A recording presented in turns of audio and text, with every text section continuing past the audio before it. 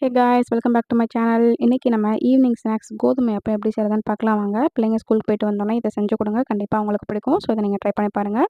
இதுக்கு 1 கப் கோதுமை மாவு, 1/2 கப் ரவை, ஏலக்காய், 1/2 கப் நாட்டு சர்க்கரை, முந்திரி பருப்பு, கிஸ்மிஸ் பழம் எடுத்துருக்கோம். இப்போ ஏலக்காவை தட்டி போட்டுக்கலாம்.